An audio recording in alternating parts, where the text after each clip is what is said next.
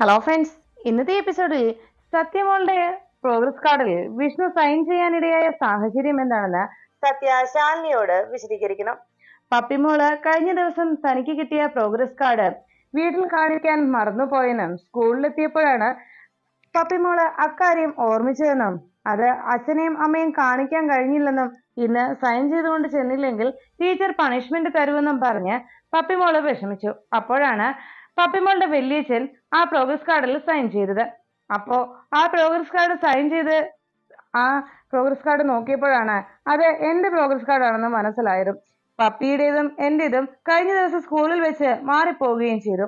അതുകൊണ്ട് പപ്പിയുടെ വല്യച്ഛൻ സൈൻ ചെയ്തത് എന്റെ പ്രോഗ്രസ് കാർഡിലായി പോയി. അതാണ് സംഭവിച്ചതമ്മേ എന്ന് സത്യ പപ്പിമോളുടെയും തന്റെയും പ്രോഗ്രസ് കാർഡ് മാറിപ്പോയെന്നും ആ സമയത്ത് പപ്പിയുടെയും തന്റെയും പ്രോഗ്രസ് കാർഡിൽ പപ്പിയുടെ വല്യച്ഛൻ ഇടയായതെന്നും സത്യ വിശദീകരിച്ചു.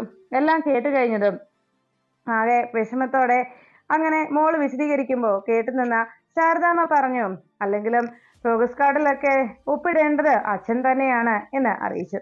അത് കേട്ട ഉടനെ തന്നെ പ്രോഗ്രസ് കാർഡിൽ ഒപ്പിടേണ്ടത് അച്ഛനാണെന്ന് പറഞ്ഞപ്പോ സത്യമോളി ചോദിച്ചു, അതിന് പപ്പിമോളുടെ വല്യച്ഛൻ എന്റെ അച്ഛനല്ലല്ലോ ശാരദാമ്മേ, എന്റെ അച്ഛൻ ഗൾഫിലല്ലേ എന്നായി സത്യമോളുടെ മറുപടി. ആ മറുപടി കേട്ട് ശാരദാമ്മയും ശാലിനിയും ആകെ വിഷമത്തോടെ നോക്കി നിന്നു.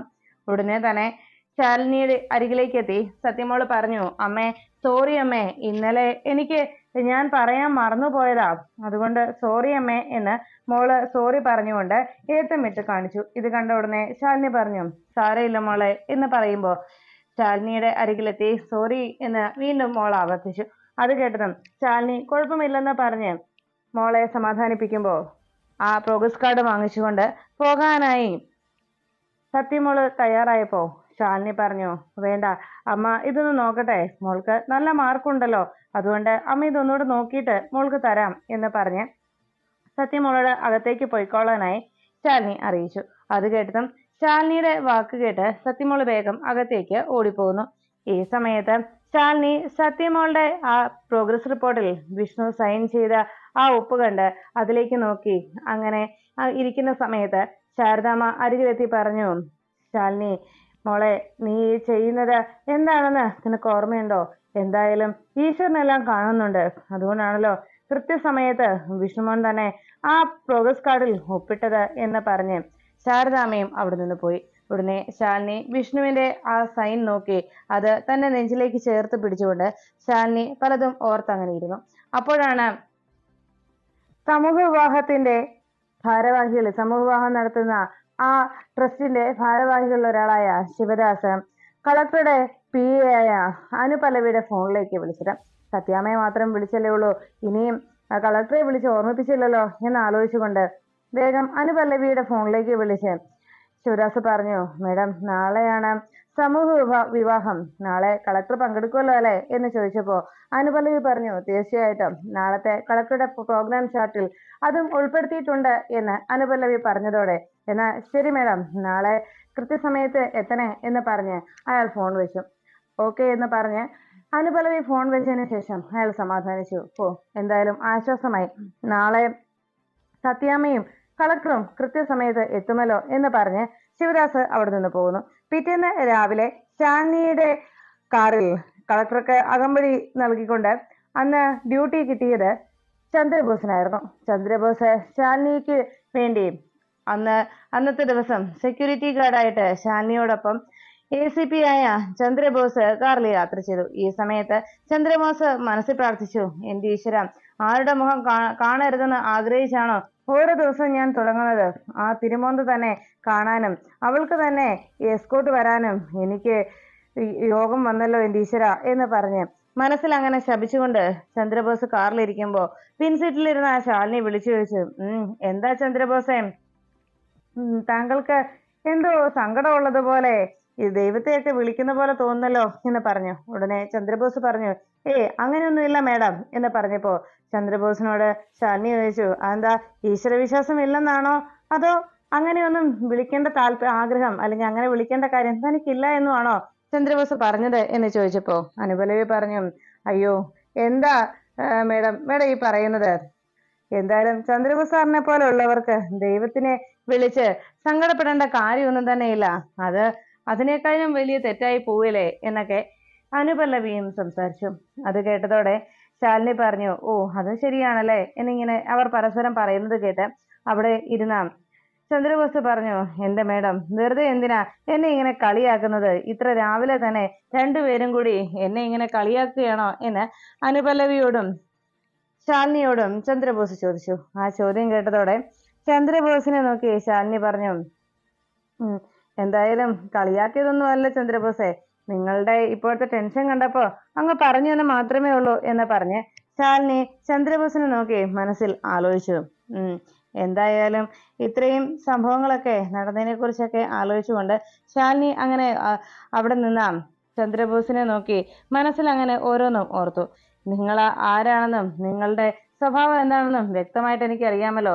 അതുകൊണ്ട് തന്നെ നിങ്ങളെ പോലെയുള്ള ഒരു നീച മനസ്സിന് ഉടമയായ ഒരു വ്യക്തിയെ കിട്ടുന്ന അവസരത്തിൽ മാക്സിമം നിങ്ങളുടെ ഇത്തരത്തിലുള്ള തെറ്റുകളെ ചൂണ്ടിക്കാട്ടുക എന്നതാണല്ലോ ഏറ്റവും നല്ലതായിട്ടുള്ള കാര്യം എന്ന് ശാലിനി ഇങ്ങനെ ഓർമ്മിച്ചുകൊണ്ടിരിക്കുമ്പോഴാണ് വിഷ്ണുവും സത്യഭാമയും സമൂഹ വിവാഹത്തിന് പങ്കെടുക്കുന്നതിന് വേണ്ടി അവരുടെ കാറിൽ അങ്ങനെ പുറപ്പെടുന്നത്.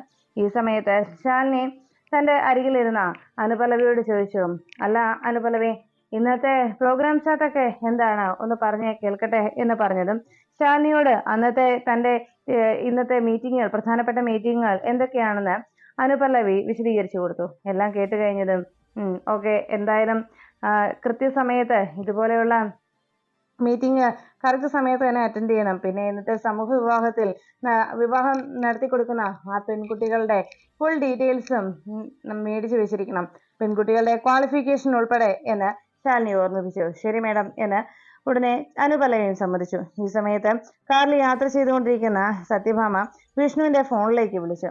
വിഷ്ണു അപ്പോഴേക്കും ജീപ്പിൽ അങ്ങനെ വന്നുകൊണ്ടിരിക്കുമ്പോൾ പെട്ടെന്ന് വിഷ്ണു കോൾ വന്നത് കണ്ട് കോൾ അറ്റൻഡ് ചെയ്ത ഉടനെ എന്താ അമ്മേ എന്ന് ചോദിച്ചപ്പോ സത്യഭാമ ചോദിച്ചു, മോനെ വിഷ്ണു, നീ നമ്മുടെ ജ്വല്ലറി ചെന്ന് താലിയും മാലയും ഒക്കെ വാങ്ങിച്ചുകൊണ്ട് പോന്നിട്ടുണ്ടല്ലോ അല്ലെ എന്ന് ചോദിച്ചപ്പോ വിഷ്ണു എടുത്തിട്ടുണ്ടമ്മേ എന്ന് സത്യാമ്മയ്ക്ക് മറുപടി നൽകി. ഓ ശരി, എന്നാ ഞാൻ വേഗം അങ്ങോട്ട് വന്നേക്ക്, ഞങ്ങൾ അവിടെ എത്താറായി എന്ന് പറഞ്ഞ് സത്യഭാമ ഫോൺ വെച്ചു. ഈ സമയത്ത് ശിവരാജ് സത്യഭാമയുടെ ഫോണിലേക്ക് വിളിച്ചു. സത്യഭാമ എവിടെ എത്തി, എത്താറായോ എന്ന് ചോദിച്ചതും ഇവിടെ ഞങ്ങളെല്ലാം ഒരുങ്ങി തയ്യാറായിരിക്കുകയാണ് എന്നറിയിച്ചപ്പോ സത്യാമ്മ പറഞ്ഞു, എന്തായാലും ശിവദാസേ അവിടുത്തെ കാര്യങ്ങളൊക്കെ നിങ്ങൾ നോക്കിക്കോ, ഞങ്ങളുടെ ഇപ്പൊ എത്തും. വിഷ്ണുവും വിവാഹത്തിന് വേണ്ട താലിയും മാലയുമായിട്ട് അവിടുന്ന് വന്നുകൊണ്ടിരിക്കുകയാണ്, ഇപ്പൊ തന്നെ എത്തും ഞങ്ങൾ എന്ന് അറിയിച്ചു. അത് കേട്ടതും എന്നാ ശരി സത്യാമ്മേ എന്ന് പറഞ്ഞ് ശിവദാസും ഫോൺ വെച്ചു. ഈ സമയത്ത് കുറച്ചുകൂടി സ്പീഡിൽ സുരേഷ് എന്ന് വണ്ടി കുറച്ചുകൂടി സ്പീഡിൽ പോകാനായി സുരേഷിനോട് പറഞ്ഞുകൊണ്ട് സത്യാമ്മ കാറിലിരുന്നു. അപ്പോഴാണ് ശാലിനി അനുപല്ലവിയോട് പറഞ്ഞത്, അതെ ഞാൻ പറഞ്ഞത് ഓർമ്മയുണ്ടല്ലോ, ഈ വിവാഹിതരാകുന്ന പെൺകുട്ടികളുടെ ഡീറ്റെയിൽസ് കൃത്യമായി കളക്ട് ചെയ്തിരിക്കണം.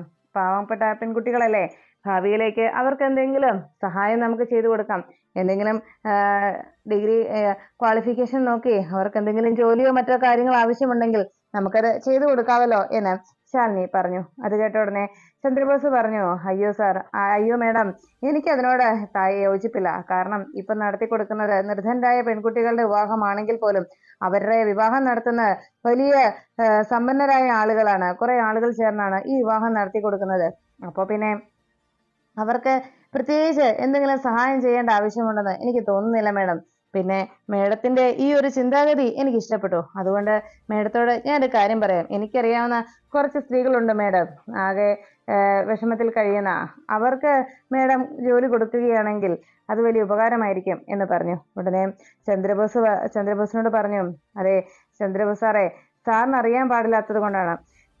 നിർധനരായ പെൺകുട്ടികൾ എന്ന് പറയുമ്പോൾ അവർ പഠിച്ചിറങ്ങിയതൊക്കെ ഏതവസ്ഥയിലാണെന്നും എങ്ങനെയാണെന്നും ഏത് രീതിയിലാണെന്നും ഒക്കെ സാറിന് അറിയത്തില്ലാത്തത് കൊണ്ടാണ്.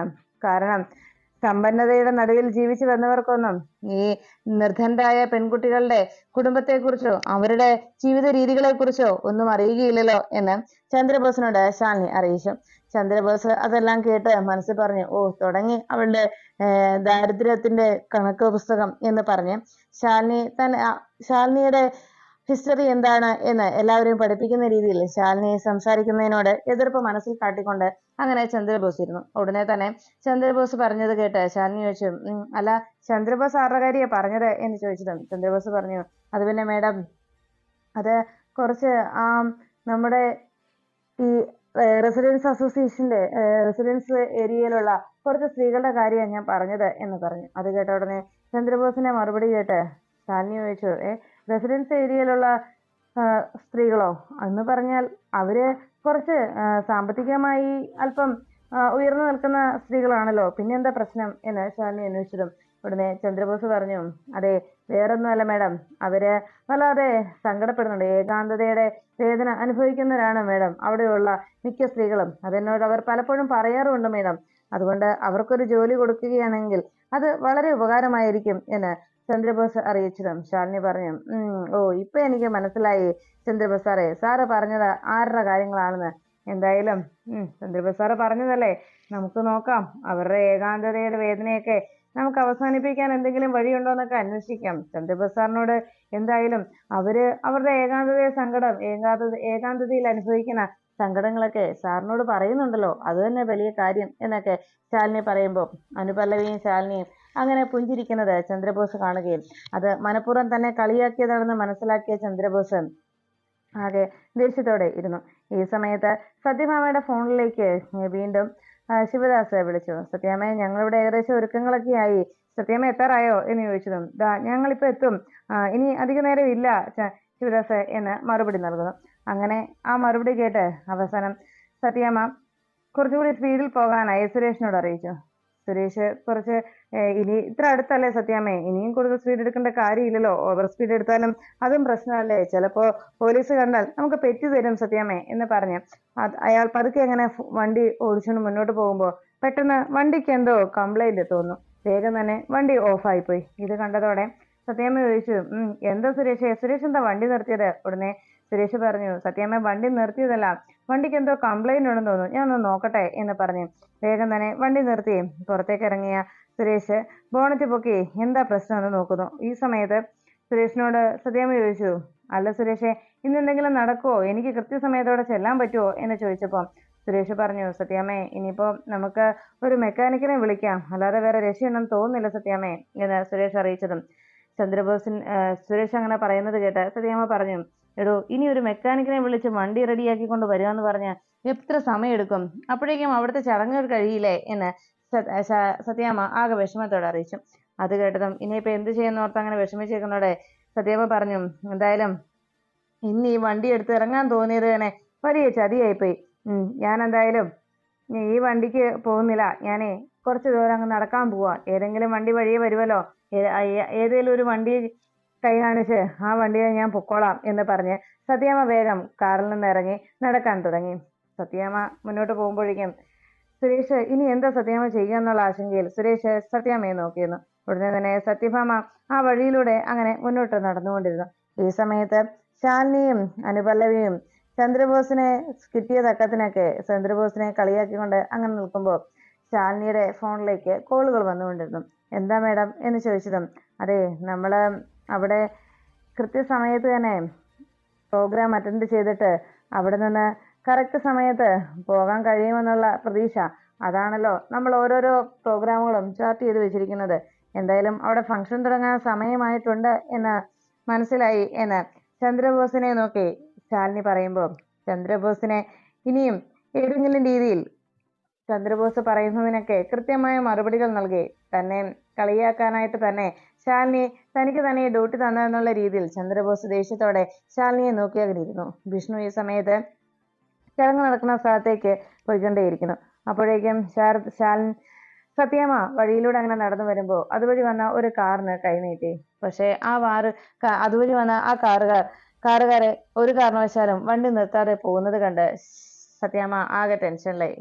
ഇതെന്തൊരു നാടായത്, അവരെ എന്താ കാര്യം എന്ന് പോലും ഒന്ന് അന്വേഷിച്ചില്ലല്ലോ എന്ന് പറഞ്ഞ് വിഷമത്തോടെ സത്യാമ്മ വീണ്ടും മുന്നോട്ട് നടന്നു. ഈ വഴിക്കാണെങ്കിൽ ഒരു വണ്ടി പോലും കാണുന്നില്ലല്ലോ എന്നും സത്യാമ്മ സങ്കടപ്പെട്ടു. എങ്കിലും സാരയില്ല, ഇറങ്ങി പുറപ്പെട്ടു പോയില്ലേ എന്ന് വിചാരിച്ചുകൊണ്ട് സത്യാമ്മ വീണ്ടും നടക്കാൻ തുടങ്ങി. വല്ലാതെ ദാഹിക്കുന്നുമുണ്ട്, കാറിൽ നിന്ന് ഇറങ്ങിയപ്പോൾ വെള്ളവും എടുക്കാൻ മറന്നുപോയി എന്ന് ആലോചിച്ചുകൊണ്ട് സത്യാമ്മ മുന്നോട്ട് നീങ്ങി. എന്തായാലും ഇനി കുറച്ചു ദൂരം കൂടി നടക്കണല്ലോ എൻ്റെ ഈശ്വര, ഇന്ന് വല്ലാത്തൊരു വിധിയായി പോയി എന്നെല്ലാം ആലോചിച്ച് സത്യമ്മ പതുക്കെ ആ വഴിയിലൂടെ അങ്ങനെ മുന്നോട്ട് നടന്നു. കുറച്ചു ദൂരം പോയി കഴിഞ്ഞപ്പോൾ ആ വെയിലിന്റെ ആഘാതവും ഈ കുറെ ദൂരം പിന്നിട്ടതിന്റെ നടന്നു പോയതിന്റെയൊക്കെ ആ ഒരു ടെൻഷനും, മാത്രമല്ല ഹാർട്ടിന് പ്രോബ്ലം ഉണ്ടായത് കൊണ്ട് ഈ ചൂടത്ത് അങ്ങനെ മുന്നോട്ട് കുറച്ചു ദൂരം നടന്നതിന്റെ ടെൻഷനിലും പെട്ടെന്ന് തന്നെ സത്യഭാമയ്ക്ക് തളർച്ച അനുഭവപ്പെട്ടു. സത്യഭാമ ഉടനെ തന്നെ ബോധം കെട്ട് ആ വഴിയിലേക്ക് വീഴുന്നു.